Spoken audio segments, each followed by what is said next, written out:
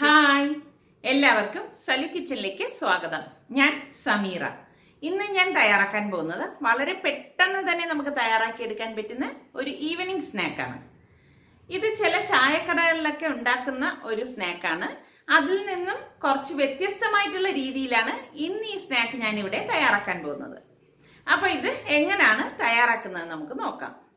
ഇതിൻ്റെ മസാലക്കൂട്ട് ഉണ്ടാക്കാൻ വേണ്ടി ഞാനിവിടെ 3 അല്ലി വെളുത്തുള്ളി എടുത്തിട്ടുണ്ട്. മിക്സിയുടെ ഒരു ജാറിലേക്ക് ഈ വെളുത്തുള്ളി ഒന്ന് കട്ട് ചെയ്തിട്ട് കൊടുക്കാം. എളുപ്പത്തിന് വേണ്ടിയിട്ടാണ് ഞാനിത് മിക്സിയുടെ ജാറിലിട്ടൊന്ന് അരച്ചെടുക്കുന്നത് കേട്ടോ. പൊടികളായിട്ട് വേണമെങ്കിൽ നമുക്ക് എടുക്കാവുന്നതാണ്. ഇനി ഇതിലേക്ക് ഞാൻ 3 ടേബിൾ സ്പൂൺ കടലമാവ് ഇട്ട് കൊടുക്കാം. ഇതിനൊന്നും പ്രത്യേകിച്ചൊരു അളവൊന്നുമില്ല, നമുക്ക് എത്രയാണോ വേണ്ടത് അതിനനുസരിച്ച് ഇട്ട് കൊടുത്താൽ മതി.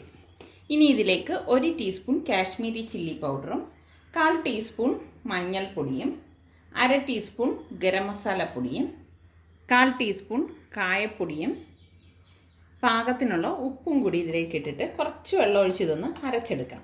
ഇത് നമ്മൾ അരച്ചെടുക്കുമ്പം ലൂസായി പോരുത് കേട്ടോ, ഒരുപാട് കട്ടിയാകരുത്.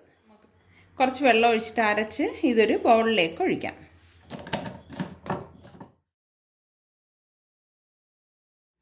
ഇനി ഞാനിവിടെ കുറച്ച് കറിവേപ്പില എടുത്തിട്ടുണ്ട്, അത് ചെറുതായിട്ടൊന്ന് അരിഞ്ഞിട്ട് ഇതിലേക്ക് ഇട്ട് കൊടുക്കാം.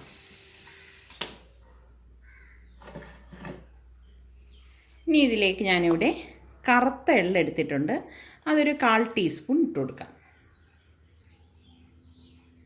ഇനി ഇതിലേക്ക് 1/4 ടീസ്പൂൺ ചെറിയ ജീരകം ക്യുമിൻ സീഡും കൂടി ഇട്ട് കൊടുക്കാം. നന്നായിട്ടൊന്ന് മിക്സ് ചെയ്ത് കൊടുക്കണം. കണ്ടോ, ഈ ഒരു തിക്നെസ് വേണം. ഇനി ഞാൻ ഇതിലേക്ക് പപ്പടം എടുത്തിട്ടുണ്ട്. ഈ പപ്പടം ഞാൻ സെൻറ്ററിൽ നിന്നൊന്ന് കട്ട് ചെയ്ത് കൊടുക്കുകയാണ്.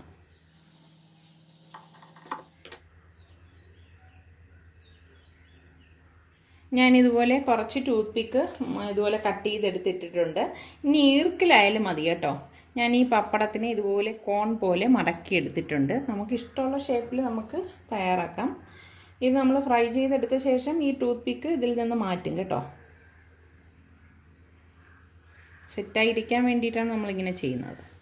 കണ്ടോ, ഇതുപോലെ എടുക്കണം. ടൂത്ത് പിക്ക് മാറ്റാൻ മറന്നു പോരുത്. ഇത് ഫ്രൈ ആയി കഴിഞ്ഞിട്ട് നമുക്ക് ഇതിൽ നിന്ന് ടൂത്ത് പിക്ക് മാറ്റിയെടുക്കാം. എല്ലാം നമ്മൾ ഇതുപോലെ തന്നെ ചെയ്തെടുക്കുക. ഇനി നമുക്കിത് എങ്ങനെയാണ് ഫ്രൈ ചെയ്തെടുക്കുന്നതെന്ന് നോക്കാം. ഞാനിവിടെ ഒരു ഇരുമ്പ് ചട്ടി അടുപ്പത്ത് വെച്ച് അതിലേക്ക് ഇത് ഫ്രൈ ചെയ്തെടുക്കാൻ പാകത്തിനുള്ള ഓയിൽ ഒഴിച്ചു കൊടുക്കുകയാണ്.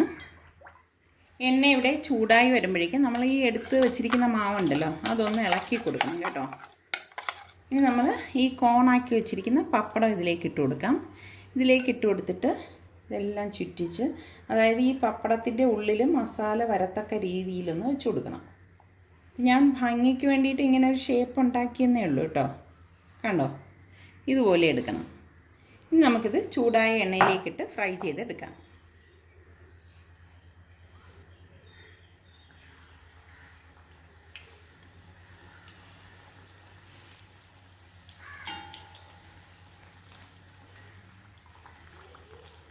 ഇതിവിടെ റെഡി ആയിട്ടുണ്ട്. അപ്പം നമുക്കിനി ഇത് എണ്ണയിൽ നിന്ന് മാറ്റാം.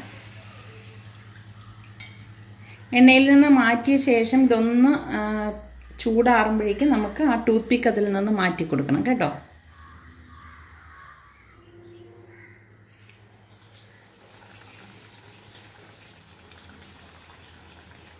ഫ്രൈ ചെയ്ത് കഴിഞ്ഞ ശേഷം നമ്മൾ ഇതുപോലെ ഈ ടൂത്ത് പിക്ക് ഒന്ന് വലിച്ചാൽ മതി, ഇളകി കിട്ടും. കണ്ടോ, അപ്പോൾ ഈ ഷേപ്പിൽ തന്നെ ഇതിങ്ങനെ ഇരിക്കും. ടൂത്ത് പിക്ക് ഇളക്കാൻ മറന്നു പോരുത്. ഇതുപോലെ ഈ ഇരിക്കുന്ന പപ്പടമെല്ലാം നമുക്ക് ഫ്രൈ ചെയ്തെടുക്കാം. വളരെ പെട്ടെന്ന് തന്നെ നമുക്ക് തയ്യാറാക്കിയെടുക്കാൻ പറ്റുന്ന കോൺ പപ്പടം ഇവിടെ തയ്യാറായിട്ടുണ്ട്. അപ്പം നിങ്ങളെല്ലാവരും ഇത് ട്രൈ ചെയ്ത് നോക്കി. നിങ്ങൾക്കിത് ഇഷ്ടമാണെങ്കിൽ ഇതിൻ്റെ ലിങ്ക് ഷെയർ ചെയ്യുവാനും ലൈക്ക് ചെയ്യുവാനും കമൻറ്റ് ചെയ്യാനും മറക്കണ്ട. അതുപോലെ തന്നെ സലു കിച്ചൻ സബ്സ്ക്രൈബ് ചെയ്തിട്ടില്ലാത്തവരുണ്ടെങ്കിൽ ഈസി റെസിപ്പികൾക്കായി സലു കിച്ചൻ സബ്സ്ക്രൈബ് ചെയ്യാൻ മറക്കരുതേ.